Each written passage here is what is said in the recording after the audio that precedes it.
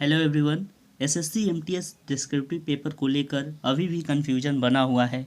कई सारे लोगों के मन में ये सवाल है कि अगर पेपर में एड्रेस और नाम नहीं दिया तो फिर क्या करेंगे, उस कंडीशन में क्या कर सकते हैं। तो देखिए, आज मैं कोशिश कर रहा हूँ उन सारे सवालों के जवाब ढूंढने का। तो देखिए, पहला यहाँ पे ये कंडीशन जानेंगे कि 2019 में क्या कंडीशन दिया था एसएससी ने। देखिए, एसएससी का ये आरटीआई कॉपी है डिस्क्रिप्टिव पेपर का 2019 का। उसमें क्लियरली यहाँ पे कुछ लिखा हुआ है, ध्यान दीजिएगा। Candidates are strictly advised not to write any personal identity, real और imaginary, that is name, roll number, mobile number, address etc other than the name and address given in the question. यहाँ तक पढ़ने से क्या जानकारी मिल रही है, तो ध्यान दीजिएगा।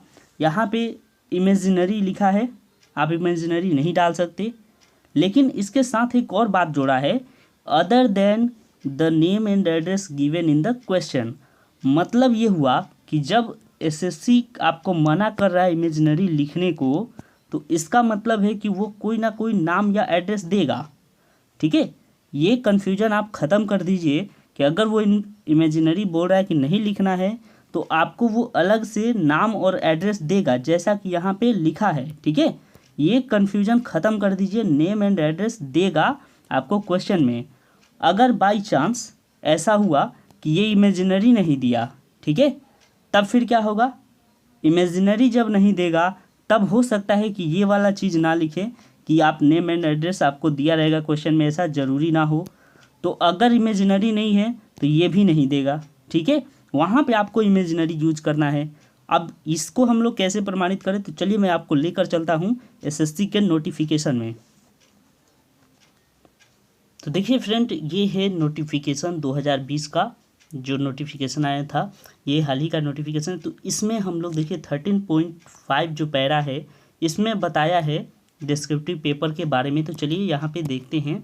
देखिए, आपको यहाँ पर 5.5, ठीक है, 13.5.5 ये पॉइंट देखना है। यहाँ पर इम्पोर्टेंट बातें कही गई हैं, ध्यान दीजिएगा। लिखा है, candidate must not right any personal identity that is name, roll number, mobile number, address etc inside the answer book paper 2. Failure to adhere to these instructions will be treated as unfair means UFM and such candidates will be awarded 0 marks and their candidature will be rejected. तो यहाँ से क्या देखिए, जो ध्यान से यहाँ पे समझने वाली चीज़ें हैं वो ये है कि पर्सनल आइडेंटिटी यहाँ तो लिखा है, ठीक है, पर्सनल आइडेंटिटी लिखा है, पर यहाँ पे ना तो रियल लिखा है और ना ही इमेजिनरी का कोई बात किया है।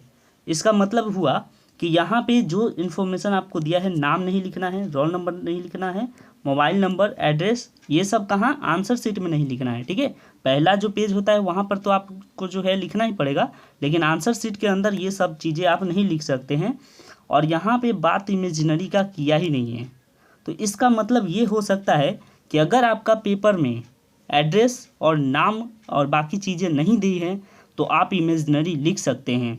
अभी हमने क्या देखा 2019 वाले में कि साफ साफ वहाँ पर लिख दिया था, ना तो आपको रियल लिखना है और ना ही इमेजिनरी लिखना है। वहाँ पे लिखा था ना, तो आपको दोनों में से कुछ नहीं लिखना है। जब आपका दिया है, वहाँ पे पूरा डिटेल दिया है, तो फिर क्यों लिखेंगे। लेकिन जब नहीं दिया हैगा, और देखिए यहाँ पे भी है पर्सनल आइडेंटिटी, तब आपको क्या करना होगा, आप लिख सकते हैं। ठीक है, जब नहीं दिया है तो आप लिख सकते हैं इमेजिनेशन के तौर पर। अब चलिए एक और प्रूफ मैं आपको दिखाता हूँ 2017 के पेपर का। ठीक है, ऐसे ही हवाई बातें हम लोग नहीं करते हैं, हम लोग प्रूफ के साथ बात करते हैं। ठीक है, तो अभी चलता हूँ 2017 वाले पेपर में। देखिए दोस्तों, यहाँ पे 17 का ये है, ठीक है, 17 का ये पेपर है। तो इसमें क्या हुआ था आपको दिखाता हूँ। ये देखिए, यहाँ पे लिखा है कि आपको क्या करना है, पर्सनल आइडेंटिटी नहीं लिखना है। पर्सनल आइडेंटिटी यहाँ पे भी रियल और इमेजिनरी का बात नहीं किया है, केवल 2019 का जो पेपर हुआ था उसमें लिखा था इमेजिनरी नहीं लिखना है, लेकिन 17 में भी नहीं लिखा है ऐसा कि आप रियल लिखेंगे या फिर इमेजिनरी नहीं लिख सकते, ऐसा कुछ नहीं बोला है। और उसके बाद देखिए नेम, रोल नंबर ये सब मना किया है, केवल लिखने के लिए आपका कॉपी में, ठीक है। तो ये चीज़ें हुई थी। अब आपको दिखाता हूँ कि क्वेश्चन पेपर कैसे पूछा था। इसमें ऐसा क्वेश्चन दिया था जिसमें कि कोई एड्रेस नहीं था, कोई अपना नाम नहीं था। तो फिर अगर देखिए यहाँ पे इमेजिनरी नहीं बोला, तो इसीलिए वहाँ पे आप खुद से लिख सकते हैं। और इसीलिए क्वेश्चन भी ऐसा आया था जिसमें आपको लिखना ही पड़ेगा, आप नहीं लिखेंगे तो कैसे चलेगा। चलिए मैं आपको पेपर भी दिखा देता हूँ संग संग। तो देखिए दोस्तों, ये 2017 में पूछे हुए क्वेश्चन से, और यहाँ पे देखिए 5 लेटर दिया हुआ था। एक भी लेटर में आपको कहीं भी ना नाम मिलेगा, ना एड्रेस मिलेगा, और ना बाकी इन्फॉर्मेशन है जो लगता है एक लेटर लिखने के लिए। देखिए, कॉलेज लाइब्रेरी में कहानी की नई पुस्तकें मंगवाने के लिए पुस्तकालय अध्यक्ष को पत्र। दूसरा है मित्रों के साथ जयपुर घूमने जाने की अनुमति के लिए अपने पिता को पत्र। तो यहाँ पे स्थान तो दिया, लेकिन वो जगह नहीं दिया कि वो कहाँ का है और उसका नाम क्या है। उस आदमी का नाम भी नहीं दिया, जगह भी नहीं दिया। बिजली का बिल समय से न मिलने के संबंध में क्षेत्रीय बिजली अधिकारी को पत्र। तो ये आदमी है कहाँ का, इसका नाम क्या है, यहाँ भी तो कुछ नहीं दिया। बिगड़ती हुई कानून व्यवस्था के संबंध में संपादक को पत्र। तो यहाँ भी कुछ नहीं दिया है। गर्मी की छुट्टी साथ बिताने के लिए निमंत्रण देते हुए मित्र को पत्र लिखना। तो देखिए यहाँ पे कहीं पर भी ना तो नाम है ना एड्रेस है।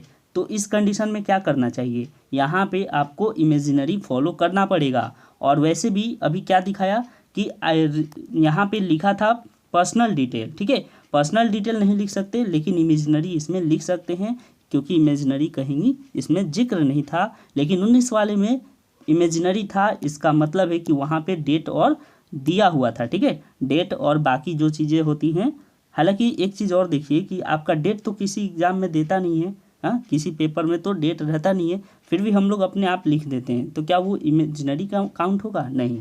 तो इसी तरह से अगर आपको दिया है इन्फॉर्मेशन तो लिखिए, नहीं दिया है तो इमेजिनरी। लेकिन सबसे इम्पोर्टेंट है आप इंस्ट्रक्शन पढ़ लीजिए, वहाँ पे इमेजिनरी है या रियल है तो उसके हिसाब से काम करिए।